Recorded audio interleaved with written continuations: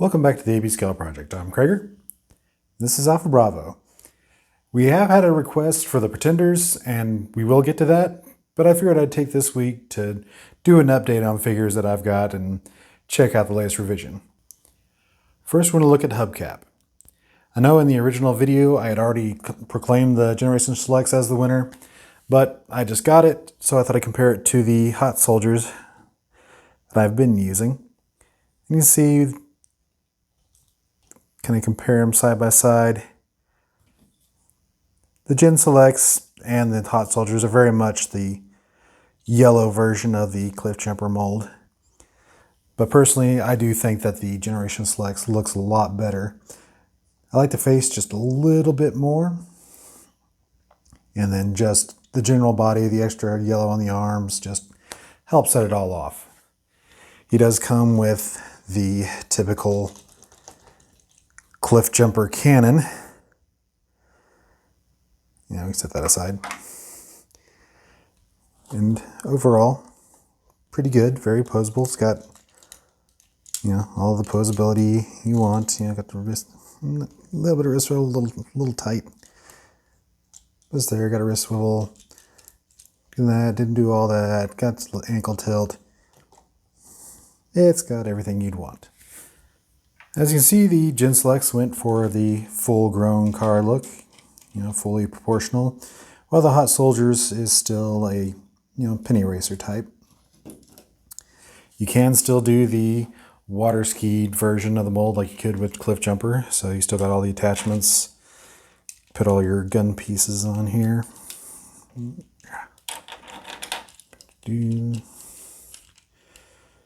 There.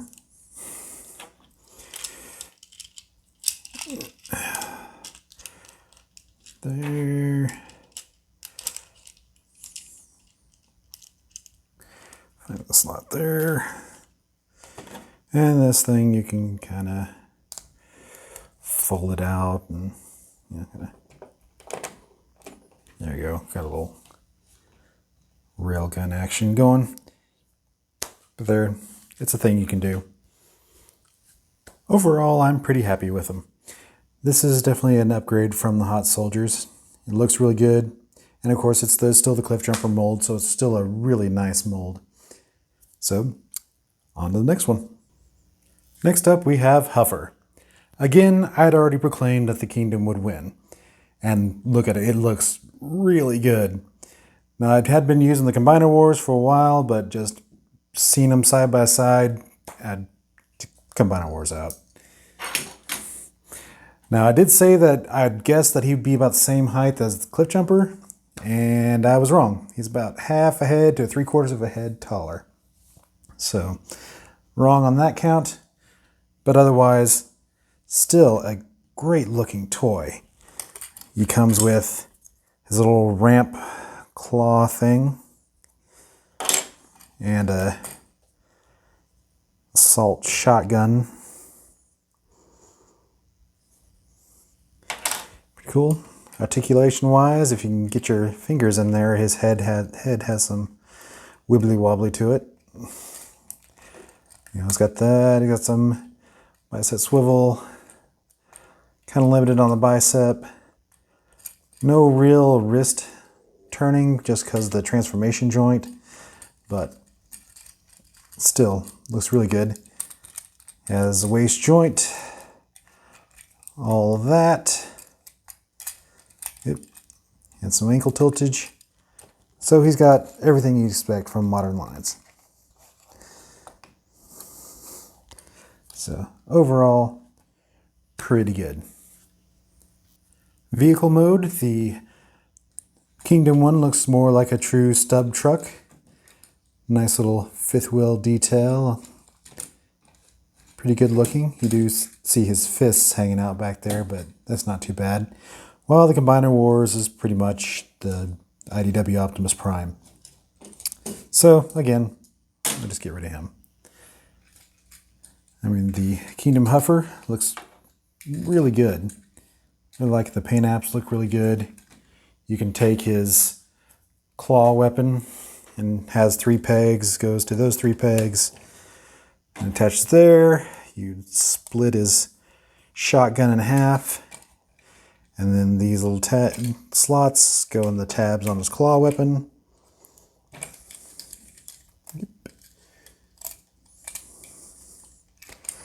And he gets a pickup bed. Kind of a dump bed, but you can make him a little pickup bed, and that's all of his weapon storage. Overall, I really like this figure. Of course, he's the typical Hasbro, just a couple paint apps off of being perfect, but otherwise, really good. Great posability, fun transformation, looks like the animation character. I think this is pretty much the best Huffer we got all around. Next up is the Kingdom Inferno. Again, I'd already proclaimed him as the winner, but I finally got him in hand, and he is just as good as advertised. I mean, I really like that head sculpt. Turned out really well. They added the extra accessories, his wings, the little nozzle. They added the hoses on the side. All the stuff that really makes it say Inferno. As I said, again, looks really good. Everything stows away pretty good. He had a little bit of backpack, but it's not too annoying. But the whole look is all G1-y goodness. Comparing with the Power of the Primes that I've been using, you see, it's just a whole lot better. And I really didn't realize how lacking in articulation the Power of the Primes was until I got the Kingdom. As you can see, two very different alt modes between the Kingdom and the Power of the Primes. Of course, the Power of the Primes is based off the original Hotspot mold from Combiner Wars. It's a different fire engine. But the Kingdom is definitely the G1 version. Let me get him out of the way. It looks really good. And with the extra additions here, makes it look just like the original toy. And we got your stowage. You can put your gun over here, you can put your nozzle up here on the boom. His little hose goes on the end of this ladder. Everything stores well, rolls pretty well. And transformation, again, reminds you a lot of the original G1 toy. One thing they did fix from the grapple mold, the two pegs that go into the feet back here, used to be just impossibly tight at least on mine, but now they've worked out where they'll stick, but you don't think that you're going to break the peg when you're transforming them. Overall, I am really happy with the Kingdom version. Lots of posability, transformation that gives you G1 flashbacks. The only thing is, again, some of the grays should be white, just a few paint apps short of being perfect. But otherwise, it's really great and really worth owning. Last up for today is the Planet X Ismenios, or the IDW Deathsaurus. This is a really good figure. Now, I use their Star Saber as my height comparison, and you can see that's close enough. Go ahead and take him out for now.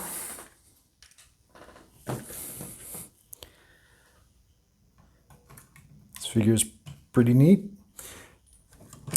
I'll go out. He's got lots of clickety-clackety joints, wrist swivel, fingers are fully posable,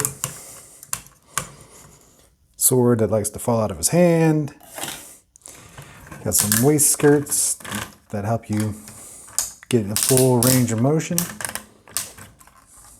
Wrist twist, kind of tight on the thighs, but otherwise pretty good. Good knee bend. Not really ankle tiltage, just kind of his foot tilts. But still, really good.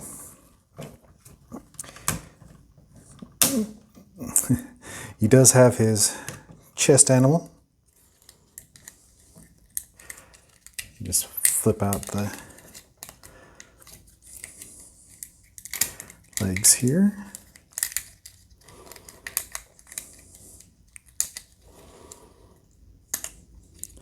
So just like Star Saber had Saber, he's got his breast animal. So overall, pretty neat. His beast mode is really awesome. I mean, it really captures that Matum T look. I mean, really good all around. Nice, solid joints, so everything stands up really well.